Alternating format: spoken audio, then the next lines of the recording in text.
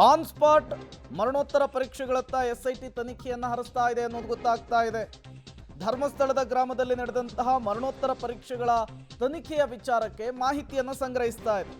1995ರಿಂದ 2014ರವರೆಗೂ ಕೂಡ post mortem ಮಾಡಿದಂತಹ ಡಾಕ್ಟರ್ಸ್ಗೆ ಬುಲಾವನ್ನ ಕೊಡಲಾಗಿದೆ. ಪೋಸ್ಟ್ ಮಾರ್ಟಮ್ ಮಾಡಿದಂತಹ ಎಲ್ಲ ವೈದ್ಯರ ಮಾಹಿತಿಯನ್ನು ಕೂಡ ಎಸ್ಐಟಿ ಟೀಮ್ ಸಂಗ್ರಹಿಸಿದೆ.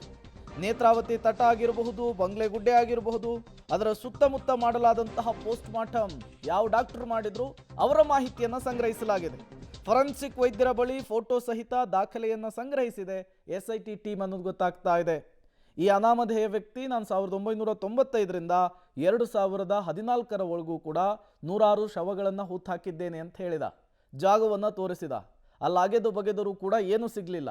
ಹಾಗಾಗಿ ಈತ ಹೇಳ್ತಾ ಇರೋದು ನಿಜಾನಾ ಅನ್ನುವಂತಹ ವಿಚಾರದಲ್ಲಿ ಒಂದಿಷ್ಟು ಮಾಹಿತಿಯನ್ನು ಕ್ರೋಢೀಕರಿಸುವಂತಹ ಕೆಲಸ ಆಗ್ತಿದೆ.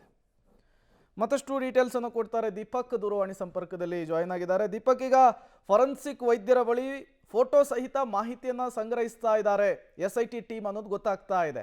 ಯಾಕಾಗಿ ಅಂದರೆ ಈತ ಹೇಳ್ತಾ ಇರೋದು ನಿಜಾನಾ ಇಲ್ವಾ ಅನ್ನೋದು ಬಹುತೇಕ ವೈದ್ಯರಿಂದ ಮಾಹಿತಿ ಪಡೆದುಕೊಂಡ್ರೆ ಖಚಿತ ಆಗುತ್ತಾ ಅಂಥೇಳಿ.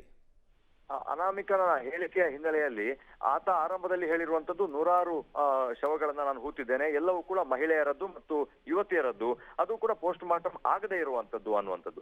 ಆನಂದ್ರೆ 6ನೇ ಪಾಯಿಂಟ್ ನಲ್ಲಿ ಸಿಕ್ಕಂತಹ ಏನು ಕಳೆಬರ ಇದೆ, ಇದಕ್ಕೆ ಸಂಬಂಧಪಟ್ಟ ಹಾಗೆ ತನಿಖೆಗಳು ಸಾಗ್ತಾ ಇರುವಂತಹ ಸಂದರ್ಭದಲ್ಲಿ ಕಳೆದ 20-30 ವರ್ಷಗಳಿಗೂ ಕೂಡ ಹಿಂದೆ ಹೋಗುವಂತದ್ದು ಎಸ್ಐಟಿ ಅವರು ಧರ್ಮಸ್ಥಳ ಪಂಚಾಯತ್ಗೆ, ಧರ್ಮಸ್ಥಳ ಪೊಲೀಸ್ ಠಾಣೆಗೆ ಸಂಬಂಧಪಟ್ಟ ಹಾಗೆ ಎಲ್ಲಾ ಮಾಹಿತಿಗಳನ್ನ, ದಾಖಲೆಗಳನ್ನ ಪಡ್ಕೊಂಡಿದ್ದಾರೆ.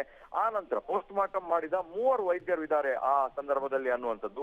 ಒಂದು ಬೆಳ್ತಂಗಡಿಯಲ್ಲಿ ಕಾರ್ಯಾಚರಿಸ್ತಾ ಇರುವಂತಹ ವೈದ್ಯರಿಗೂ ಕೂಡ ನೋಟಿಸ್ ಸರ್ವ್ ಮಾಡಿದ್ದಾರೆ ಅನ್ನುವಂತ ಮಾಹಿತಿಗಳು ನಮಗೆ ಲಭ್ಯ ಆಗ್ತಾ ಇದೆ.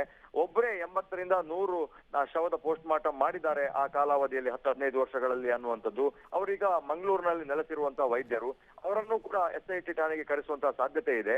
ಹಾಗಾಗಿ ಒಂದು ದಾಖಲೆಗಳ ಸಂಗ್ರಹ ಕೂಡ ಅಷ್ಟೇ ಅಗತ್ಯ ಆಗಿರ್ತದೆ. ಈತ ಅನ್ಯಾಚುರಲ್ ಡೆತ್ ಗಳಿಗೆ ಸಂಬಂಧಪಟ್ಟ ಹಾಗೆ ಅಂತ ಹೇಳ್ತಾ ಇದ್ರೆ ಎಲ್ಲವೂ ಕೂಡ ಪೋಸ್ಟ್ ಮಾರ್ಟಮ್ ಆಗಿದ್ರೆ ಆ ಎಲ್ಲ ದಾಖಲೆಗಳು ಪೊಲೀಸರ ಹತ್ರ ಮತ್ತು ವೈದ್ಯರ ಹತ್ರ ಇರ್ತದೆ. ಹಾಗಾಗಿ ಆ ದಾಖಲೆಗಳನ್ನ ಕ್ರೋಢೀಕರಣ ಮಾಡುವಂತ ಸಾಧ್ಯತೆ ಕೂಡ ಇದೆ.